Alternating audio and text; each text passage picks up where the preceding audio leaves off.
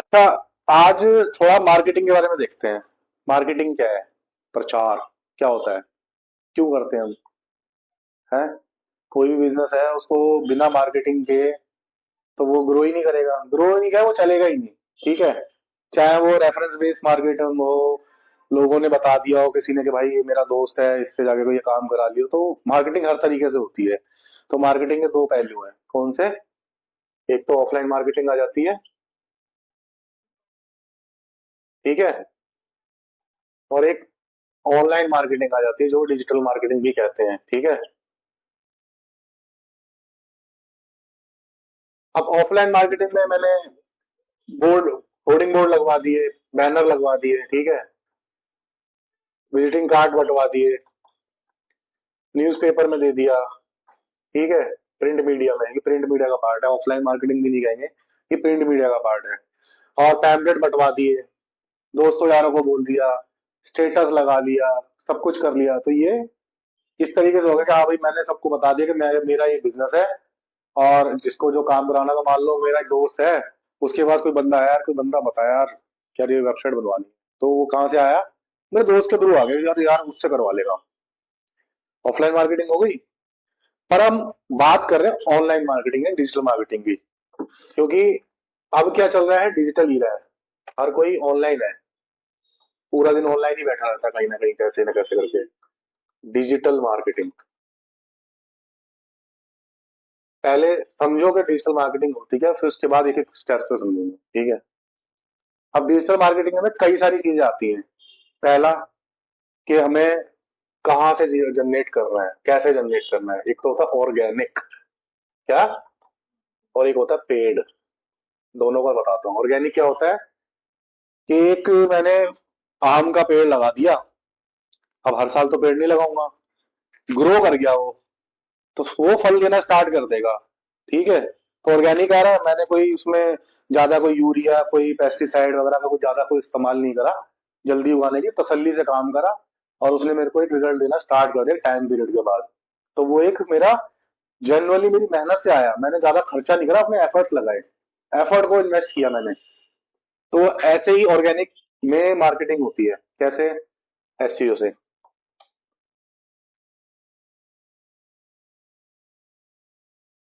SEO क्या होता है? SEO search engine optimisation. ठीक है। ऑप्टिमाइजेशन। अब सर्च इंजन ऑप्टिमाइजेशन में यहाँ पे ये वर्ड आ रहा है, सर्च इंजन। सर्च इंजन क्या है?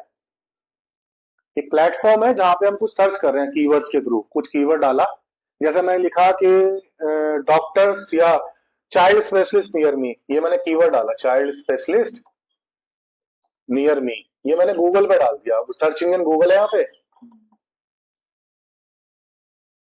और इसके जैसे और भी सर्च इंजन है मार्केट में जैसे बिंग, बिंग माइक्रोसॉफ्ट का है, याहू का सर्च इंजन है, एओएल है, अमेरिकन ऑनलाइन, ठीक है, yandex है, रशिया में चलता है, ठीक है, और डक डक गो है।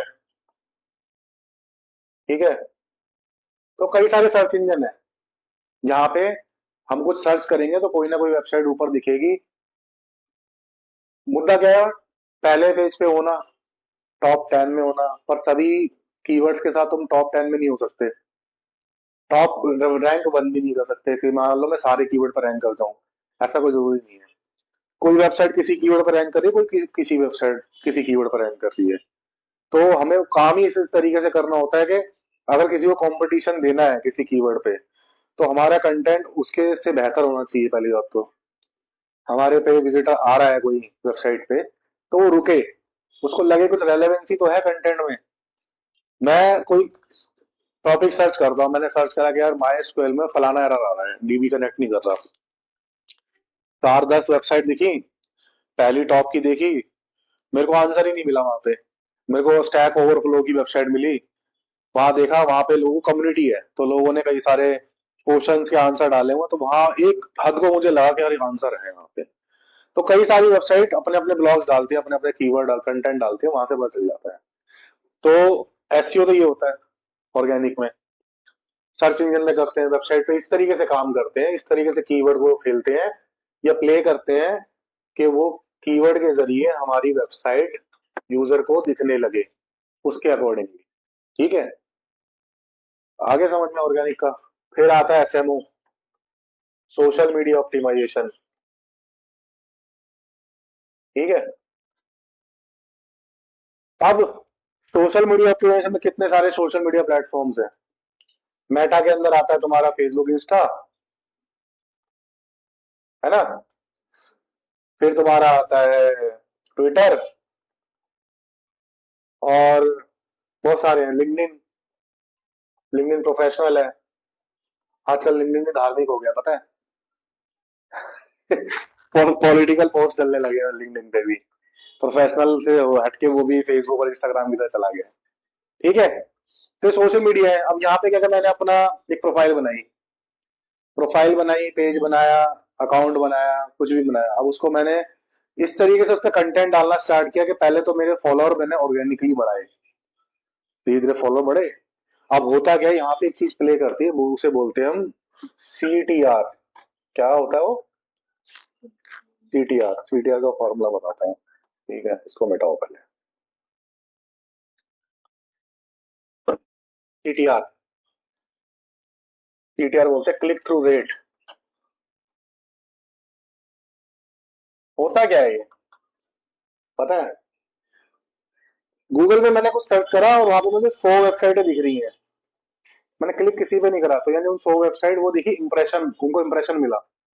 मतलब मैंने सर्च किया, वो दिख गई मुझे, तो वो इंप्रेशन में काउंट होता है वो।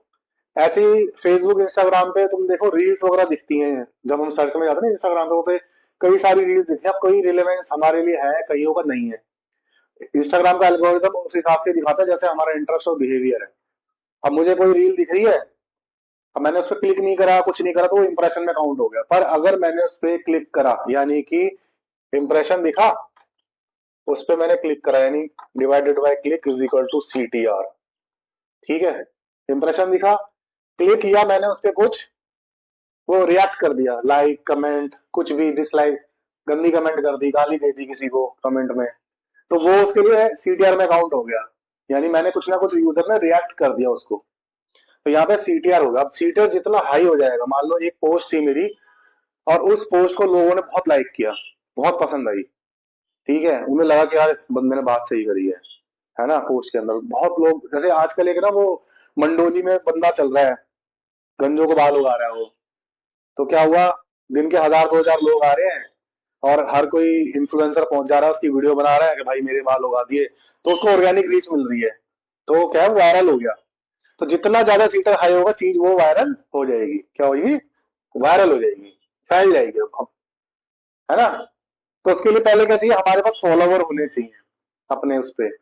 सिमिलरली हमारी वेबसाइट पे एक रेगुलर यूजर्स भी होते हैं, जो रेगुलरली हमारे उस पे सब्सक्राइब कर लेते हैं, उनको डेली अपडेट्स मिलते रहते हैं कि आज कुछ नया कंटेंट आया है। जैसे मैं नील पटेल को फॉलो करता हूँ, तो मेरे ईमेल पे उसके नए ब्लॉग्स आते रहते हैं।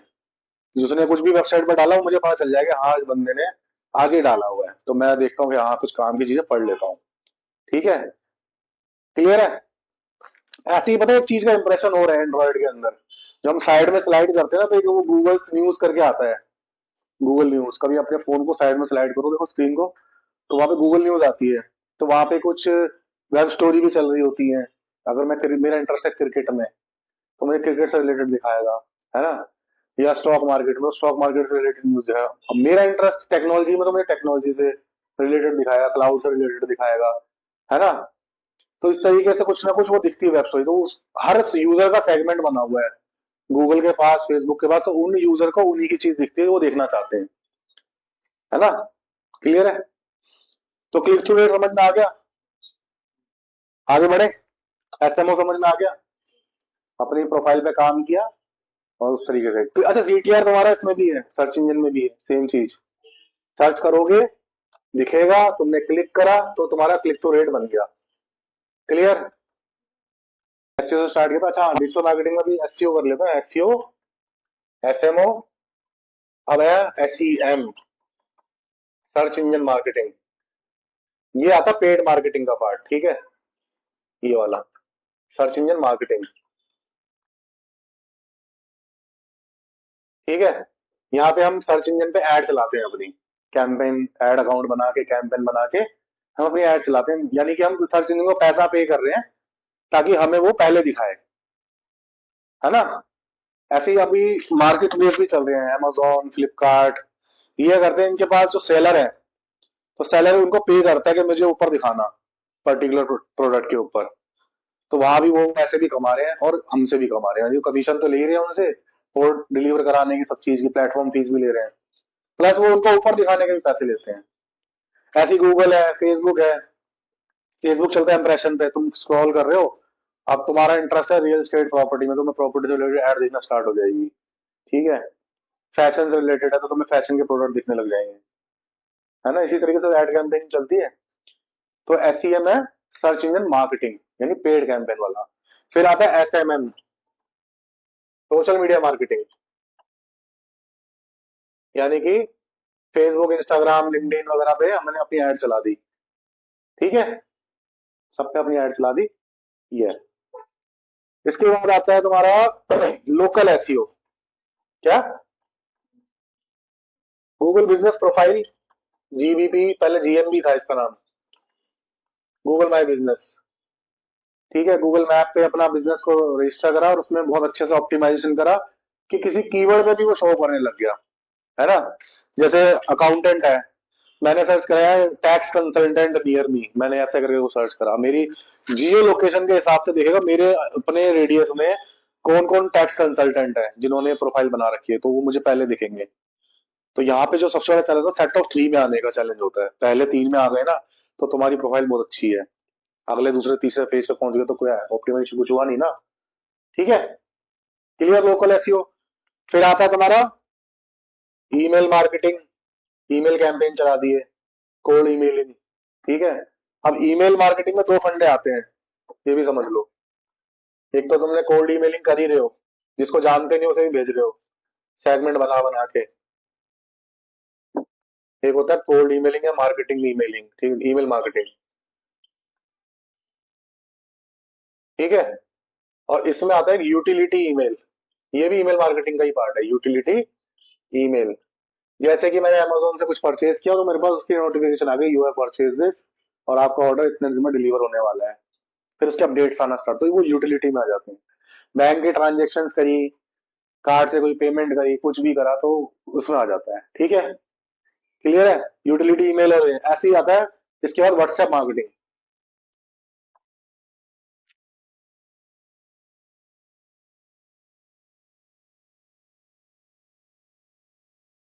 व्हाट्सएप मार्केटिंग, ठीक है, व्हाट्सएप मार्केटिंग में सेम चीज है कि हमने डाटा निकाला और सेगमेंट बनाया, और व्हाट्सएप मार्केटिंग में ईमेल कोल्ड व्हाट्सएप शूट कर दिया हमने, कोल्ड मैसेजिंग। ठीक है, या फिर इसी व्हाट्सएप मार्केटिंग का यूटिलिटी वाला इस्तेमाल कर लिया कि मेरे बंदे हैं, मेरे यूजर्स हैं, उनको अपडेट्स आ रहे हैं उन्हीं के प्रोडक्ट के रिगार्डिंग, उन्होंने मेरी साइट से कोई चीज परचेज करी और यूटिलिटी मैसेज चला गया। क्लियर है, कैंपेनिंग ऐसे होती है इसमें, ईमेल मार्केटिंग और व्हाट्सएप मार्केटिंग में। अच्छा, व्हाट्सएप मार्केटिंग में एक फंडा ये है, व्हाट्सएप मार्केटिंग में एक तो नॉर्मल व्हाट्सएप यूज करते हैं हम लोग, तो वो व्हाट्सएप मार्केटिंग में यूज नहीं करना है। एक नॉर्मल व्हाट्सएप बिजनेस यूज करते हैं, वो कुछ हद तक यूज कर सकते हो, पर अगर एग्रेसिवली भेज रहे हो, दिन में 100 150 वो बल्क मैसेजिंग कर रहे हो, तो वो बैन कर देगा मेटा उसे, क्योंकि गाइडलाइंस तुम फॉलो नहीं कर रहे हो। इसके लिए आता है व्हाट्सएप क्लाउड एपीआई। क्या आता है?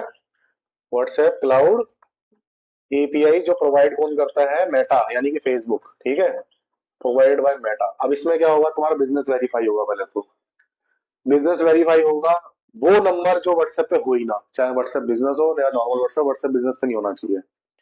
ठीक है, क्लियर है। क्लाउड एपीआई में नंबर चढ़ाया, बिजनेस वेरीफाई कराया, डॉक्यूमेंटेशन कराई सारी, और जब हमारा उस पर्टिकुलर कैंपेन से किसी को मैसेज जाएगा तो हमारे बिजनेस का नाम लिखा आएगा, जैसे टेक्निको लिखा आएगा। मैं टेक्निको के व्हाट्सएप क्लाउड एपीआई से अगर मैसेज करता हूँ किसी को, तो मेरा यहाँ पे एक लोगो और मेरा नाम लिखा आता है, नंबर तो उसके प्रोफाइल के अंदर आता है। नहीं तो अननोन नंबर से क्या होता है, नंबर दिखाई देता है पहले, पर यहाँ पे क्या है, क्लाउड एपीआई से वेरीफाई करा के भेजा है। फ्लिपकार्ट के मैसेज आते हैं, एक्सिस बैंक के, कोटक के, अमेजोन के मैसेजेस आते हैं, ब्लू टिक भी होता है। तो ब्लू टिक कराने का तो एक क्राइटेरिया है, वो ब्लू टिक मिल जाता है। पर अगर तुम्हारा नाम से जा रहा है तो यानी कि तुम एक ऑथेंटिकेटेड कंपनी हो जिसने अपना बिजनेस वेरीफाई किया हुआ मेटा पे, तो तुम्हारा नाम आ रहा है। क्लियर है?